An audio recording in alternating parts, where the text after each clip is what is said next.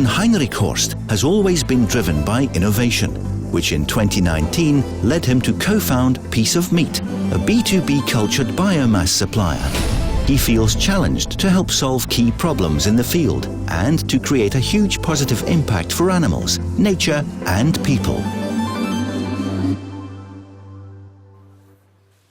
So yeah, foie gras, but not as you know it, because it's cell-based, and someone who can talk hours, I think, about the subject is Dirk. You've been always been an innovator. Cell-based meat, why has that caught your attention so much? Well, actually, I'm an IT engineer, so I've been in the IT industry for more than 15 years before I switched to biotech a couple of years ago. And the reason for that was basically that I was looking for very special cause to put my time and effort in, to put my shoulders on. And like you said, always focused on technological innovations. I was looking around at the kind of technology that would really help me pursue that goal. And I stumbled across cultured meat technologies, and I was simply amazed about the promises, about the possibilities and the opportunities for the food industry in general. Yeah. So, and that's when I decided to become part of it. Okay, to take it to square one, what is cell-based meat really?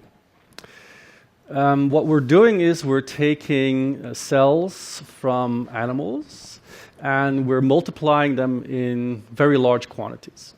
So it's a bit like brewing beer, but we're not brewing beer, we're brewing meat. And for that, no animal needs to suffer, so animal slaughter is out of the picture. We have a very controlled production process where we limit possible contaminations, for example. The aim of the entire industry is, of course, also to save a lot of water, a lot of energy, so to become a more sustainable industry in general, while doing good for both the animals and also, hopefully, also for people. But I think there are some challenges in there as well, no? Many challenges. Yes. Many challenges. Obviously. Can you name a few? We Sure. don't have all the time in the world, but... The biggest challenge for everyone in the industry, I would say, is the upscaling challenge. That means we need to be producing cultured meat in very large quantities. Right. So originally, the technology came from the pharmaceutical industry. And there you have mainly small quantities that are sold for, let's say, premium prices. And of course, when you use the same technology in the food industry, we need a lot of quantities for small prices, right? So that means there's a huge shift in focus, and to try and grow these cells in very large quantities, and I'm really talking about in the future millions of tons per year, and to make it also economically feasible, so for the consumer, of course, it becomes not a question of money. We still have quite a few problems to solve. Yeah. What kind of problems? Like I said, right? So it's a technology. It's not so much a problem of the biology. It's more a problem of the technology, I would say, combined with the biology and the fact that we also need to feed these cells. And the food, let's put it that way, today is pretty expensive. So that's one of the bigger challenges, to get the price of the food, of the cells, down to an acceptable level. Yeah, and I guess like we talked about this a couple of times during the day, sometimes it all depends on the mindset of people as well. They should be able to convince themselves that cell-based meat is something that they really want, and I think perhaps in the collectiveness of people's minds that isn't the case at this moment. I would disagree. Okay. Several studies have shown that the consumer in general, in different continents in the world, are at least open to trying cultured meat, which is very promising because we're talking about quite a large percentages of the population who at least want to give it a try, so they're not opposing it. And what we're doing as a company basically is adding a cultured biomass, cultured fat in our case, as an ingredient to plant-based meat alternatives. Right. So then we are heading towards these kind of hybrid products where you will have, let's say, a plant-based matrix 100% plant-based matrix combined with some cultured meat or cultured fat ingredients, creating something completely new, but of course having quite a lot of beneficial effects on the end consumer product. And therefore, we think that the consumer is actually going to adapt to those kind of hybrid products first, before we actually gonna try and sell them let's say the 100% cultured meat products. Yeah, let's look at what you served on the table right here. What is that?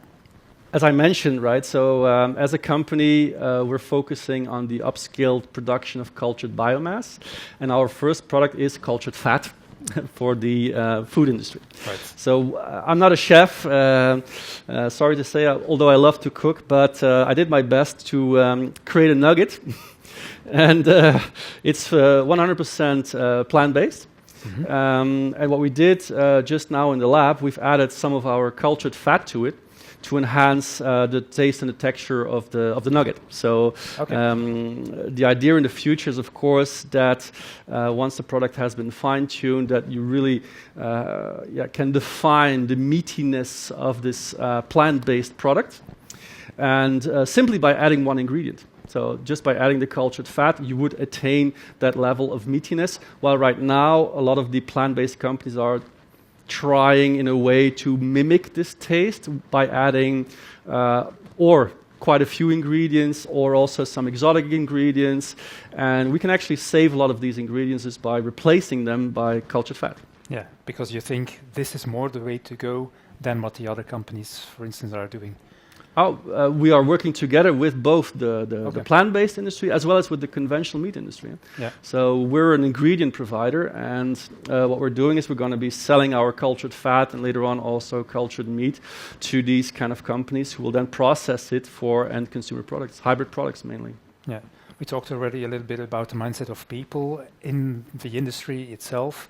Is there a lot of interest in this kind of procédé, to use a French word? Short answer, yes. Yes, of course. Somehow a bit longer answer would be? I would say that from all the companies in the plant-based food industry that we've talked to, and I would say that's almost all of them, we have felt a very high willingness to at least try cultured fat as an ingredient in their products. And with some of them, we're actually already engaging in collaboration agreements, smaller ones, but also bigger ones that I'm not allowed to mention here, that will just try and see what cultured fat, for instance, does to their plant-based burgers. Yeah. So if you contact them or have contact with them, what do you tell them these are the advantages? Basically that just by adding one ingredient, you can optimize the meaty taste of your plant-based product. And then, of course, reducing the complex matrix of plant-based ingredients to try and mimic meatiness and fattiness, so saving as well some time and money. Yeah, this is one thing. Are there other projects or other things that you think you can have some input in to change the world of food and change the way things are approached? Well, as you mentioned in the beginning, it's not foie gras, but another kind of foie gras. We're also involved in that. We're being supported by the Flemish government and VLAIO as a funding institute and Flanders Food as an organization who have connected us with quite a few players in Flanders, like KU Leuven as a university, Biobased Europe, for example, as an upskilling facility. And together with them, we're on a road towards cultured foie gras. That will take us a couple of years, but once we get there, and we might also add our cultured fat to the ingredient mix, of course also cultured liver, we will be able to offer a very nice alternative for the traditional foie gras products. And perhaps a much needed alternative as well. Yeah, and one by one we might be able, to offer also nice replacements, more sustainable replacements perhaps for the traditional products, which doesn't mean that we cannot work together with the conventional industries. Because we're simply a B2B supplier trying to make a difference by producing really large volumes of it, right? So by trying to save a lot of animals. It's all about volume. Yeah. So that's the challenge that you're facing. The Yes. quantities, the quality Yes. is already there, but the quantity. If you needs put it to- like that, yes. Yes. Okay. Thank you for being here, and Thank you. thanks for your explanation. I mean, somebody can taste it as well if you want. Okay. If you want to take the risk. Sure. Why I not? tried it many months ago and I'm still alive. So. Let's have a taste.